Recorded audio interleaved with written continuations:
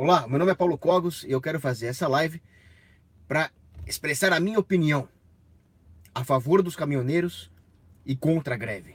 Como isso é possível? Eu sou a favor dos caminhoneiros como parte do povo que eles são, mas não a favor deste classismo dos caminhoneiros, como esse movimento político pretende dividir a sociedade brasileira. Não é isso que eu defendo. Então, eu defendo os caminhoneiros pelo fato de que eles sofrem injustiças que são contra eles perpetradas. E eles possuem reivindicações justas. A primeira, obviamente, é o preço artificialmente alto do óleo diesel. Por que esse preço é artificialmente alto? Por diversos motivos. E boa parte deles é intervenção coercitiva do Estado. Nisso os caminhoneiros estão completamente certos em pedir que seja feita justiça. Um dos motivos, obviamente, são os impostos. Imposto é roubo, precisa ser cortado. O outro é o custo Brasil. O custo Brasil é alto. A vulnerabilidade do mercado brasileiro aos choques macroeconômicos internacionais, se é que dá para falar em macroeconomia, mas não vem ao caso agora, é também causado pelo fato da Petrobras indexar o preço do combustível a esses choques internacionais de forma valvular, permitindo que o preço suba, mas não que o preço baixe.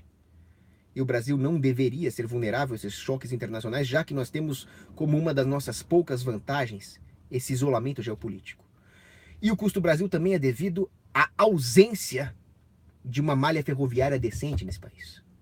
E o modal ferroviário é muito mais conveniente, economicamente falando, a longas distâncias. E o Brasil é um país de dimensões continentais, obviamente, o modal ferroviário seria o ideal.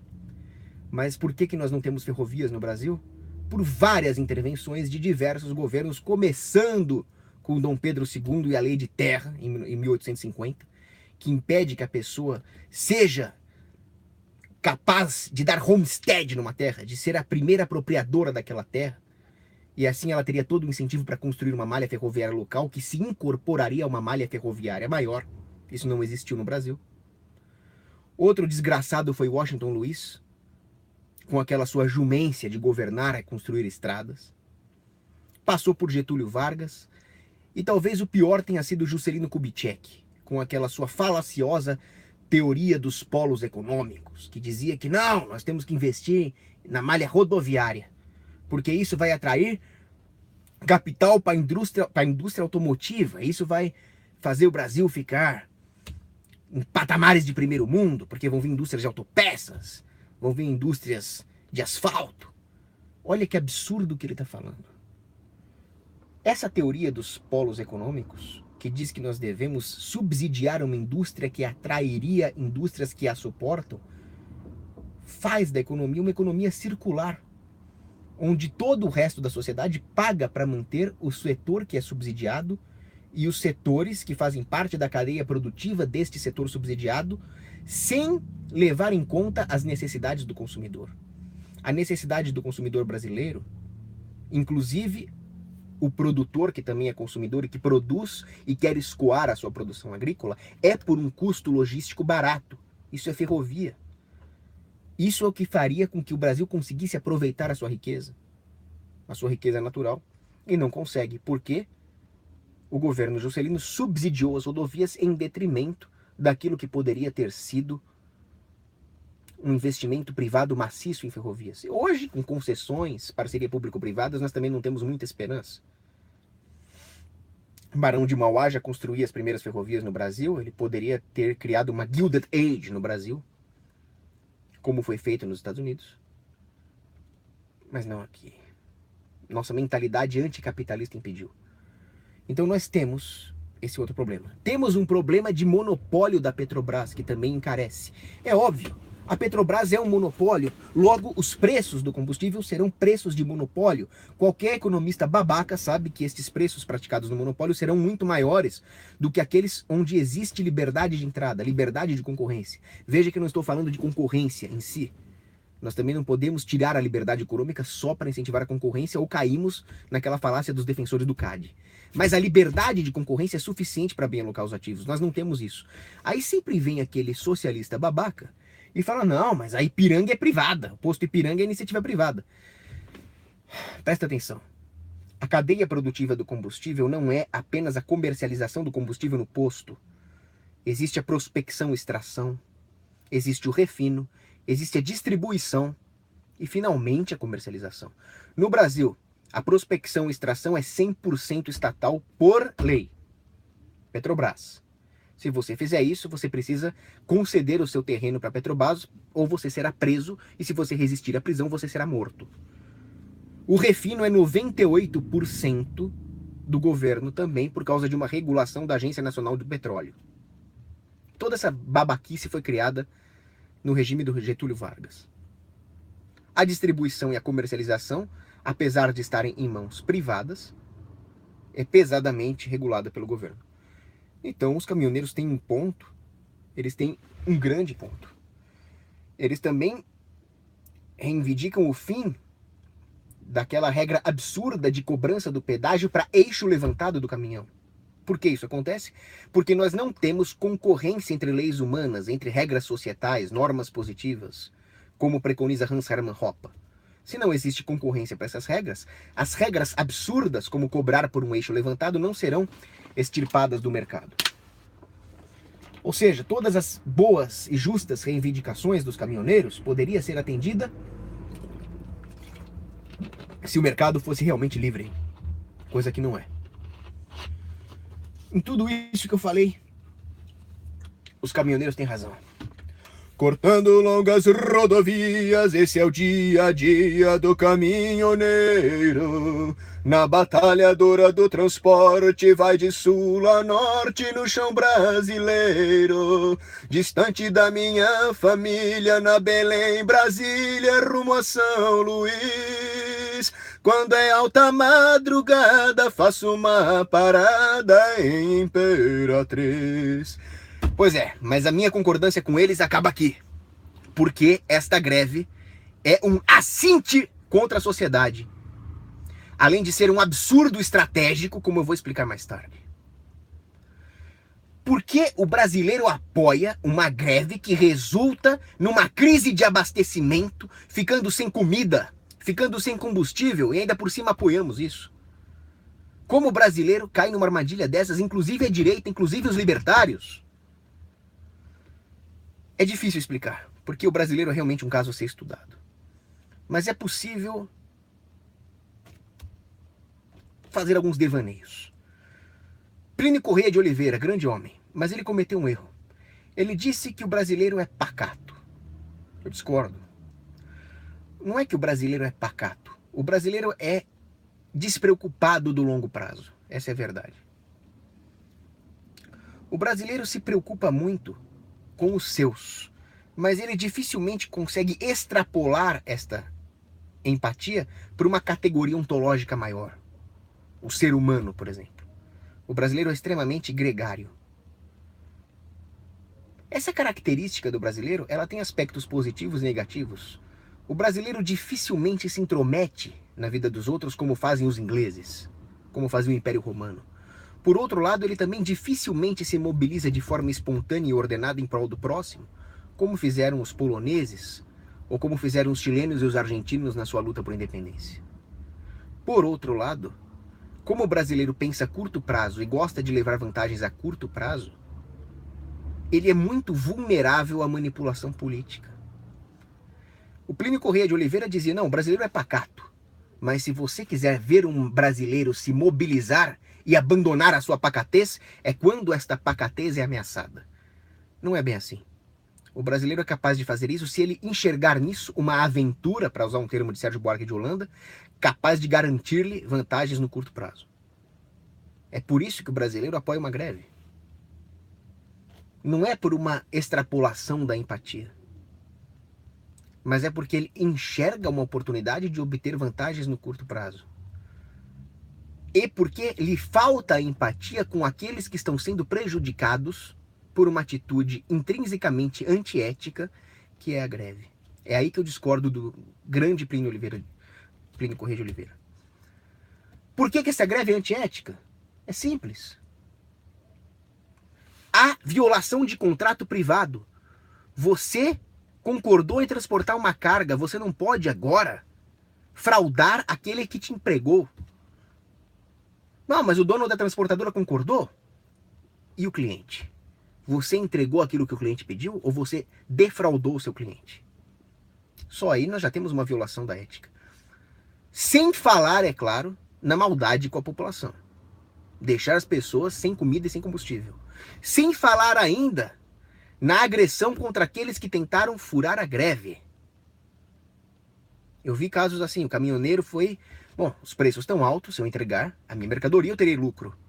Mas os caminhoneiros foram lá e quase lincharam o pobre coitado. O que é isso? Completamente antiético. Como é que um libertário, como é que um conservador apoia esse tipo de violação moral? Existem outras consequências graves dessa greve. Por exemplo, a politização do direito. Ao invés de lutarmos tendo em vista que esses direitos são intrínsecos à natureza do homem, nós estamos assumindo que os direitos são concessões políticas, excludentes entre si, o que gera uma cisânia social, agravada ainda pelo fato de que o governo não pretende cortar impostos sem fazer outros setores pagarem esses impostos. Eu sou a favor de cortar imposto do combustível, do setor petrolífero, claro que sou. Eu sou a favor de qualquer isenção tributária, eu sou a favor de isenção tributária para puteiro. Mas o que o governo quer fazer não é uma desoneração da folha de pagamentos, mas uma reordenação da folha de pagamentos para tributar outros setores. Então isso vira uma guerra civil ideológica. Isso nós não podemos permitir. Eles querem regular o setor com o Estatuto dos Caminhoneiros, como se o Brasil precisasse de outro maldito estatuto. Eles querem preço mínimo para o frete. Isso vai acabar com a capilaridade logística desse país. Isso vai prejudicar os pequenos empresários, os pequenos caminhoneiros, aqueles que operam com uma margem de lucro menor, as curtas distâncias, enfim, seria uma regra absurda para destruir ainda mais a já depauperada logística nacional. Sempre tem aquele ingênuo que fala, não, finalmente nós temos alguém que está se mobilizando para cortar impostos. O libertário virgão nunca fez nada nesses anos, agora é o caminhoneiro que vai fazer. Mesma ingenuidade daqueles que dizem que o Tea Party faz alguma coisa. Não, você seria contra jogar o chá dos navios lá em Massachusetts no mar? Sim, eu seria contra. Porque se você não sabe, quando os americanos invadiram os navios britânicos em 1773 para jogar o chá na água, eles não estavam se revoltando contra pesados impostos coloniais. O que aconteceu ali é que os britânicos eliminaram um dos impostos que era pago pela East India Company, para que o chá britânico pudesse concorrer com chá contrabandeado de outras regiões. E os americanos não concordaram, não porque eles eram contra a taxação, eles queriam que a East India Company pagasse a taxa. Eles eram contra aquilo que eles falavam taxation without representation. Então o problema não é a taxação para eles, o problema é a taxação sem representação. O problema é não haver uma legitimidade do governo, como se governos fossem legítimos. Aqui é a mesma coisa, por que você acha que aqui vai ser diferente? Aqui há uma briga por controle de preços. É principalmente isso que a liderança da greve quer, controle de preços. Eles querem que o governo tabele e fixe o máximo para o preço do combustível. Controle de preços é uma coisa que devia dar pena de morte. Em qualquer economista de esquina sabe que controle de preços é a pior jumência que você pode cometer no âmbito econômico. E é isso que os caras estão defendendo. Nós temos nesse país um louvor constitucional grave, muito grave. Porque nós estamos apoiando uma greve, uma quebra de contratos que resulta em desabastecimento do povo, negócios são perdidos, empresas perdendo dinheiro todos os dias, cursos sem alunos, pobres que não têm como chegar ao trabalho para trabalhar, para oferecer o seu trabalho. O pobre está sofrendo. Não, você não tem solidariedade com os caminhoneiros? Eu tenho solidariedade com o povo. Com os caminhoneiros enquanto povo, não enquanto classe política. Mas nós toleramos isso. Nós toleramos que seja feito isso contra o nosso povo. E se fosse um sonegaço? Ninguém mais paga imposto. Vamos quebrar os radares de trânsito. Isso eu seria a favor. Aí eu falar que não, isso viola a Constituição. Quer dizer que para vocês um pedaço de papel escrito por comunistas em 1988 vale mais do que a alimentação das crianças? Do que o emprego do pobre? Para mim é o contrário. Nós temos uma péssima estratégia. Nós estamos em guerra contra o Estado, eu concordo. Nós temos que destruir o Estado. Mas numa guerra, a logística é importante. Existia um almirante americano, Hyman Rickoner. Ele é o pai da propulsão nuclear americana. Ele dizia: o ato de fazer guerra consiste em ser logisticamente viável. Na nossa guerra contra o Estado, uma greve de transportes que deixa a população sem recursos essenciais como comida e combustível não é logisticamente viável por definição. Ou seja, não é uma boa forma de fazer guerra, muito menos uma guerra contra o Estado. Um outro problema: não é ético. Existem doutrinas da guerra justa. Quando é justo fazer uma guerra? É justo fazer uma guerra se o inimigo é injusto, se o inimigo está te atacando, enfim. E um dos pontos da guerra justa é que os seus meios de guerra, as suas armas, as suas táticas, não causem danos desnecessários à população. Excessivos, desnecessários, enfim, existe muito debate sobre isso. Numa guerra contra o Estado, é inaceitável que nós causemos deliberadamente um dano contra o empregador, o fornecedor, o cliente e o povo que está aí sem comida e sem combustível. Agora, graças a Deus, a situação está se normalizando.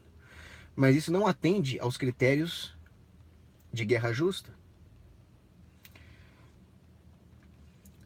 Mas como eu disse no começo da live, o brasileiro é muito imediatista.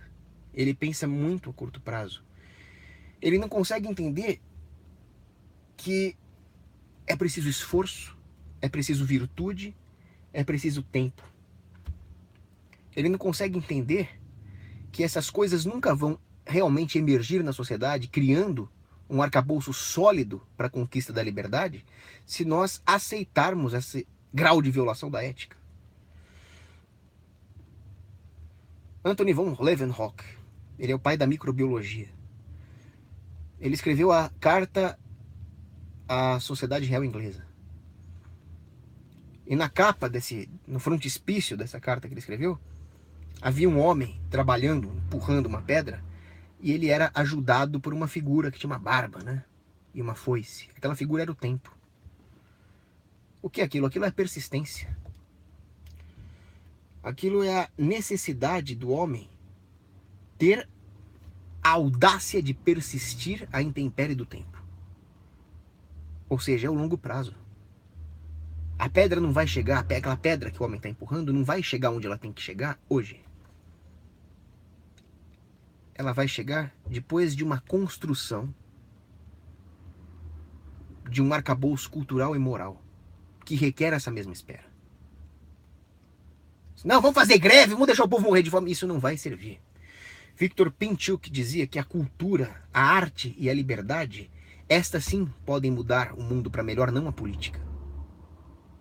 Mas nós nunca buscamos o socorro da arte, da cultura, da política, muito menos da moral. É sempre a política. É sempre a política. É sempre a política. Isso não vai mudar nada, isso vai piorar as coisas. Onde é que vocês querem chegar com isso? É uma ideologização. Tudo é ideológico. Pró-caminhoneiro, contra-caminhoneiro, pró-greve, contra-greve. E com isso nós abandonamos a nossa intuição moral. O escritor romano Aulus Gellius, ele dizia que a verdade é filha do tempo. Numa democracia, o tempo acaba não tendo filhos. Não nasce a verdade. Porque para nós descobrirmos a verdade, nós temos que descobrir aquilo que não é a verdade.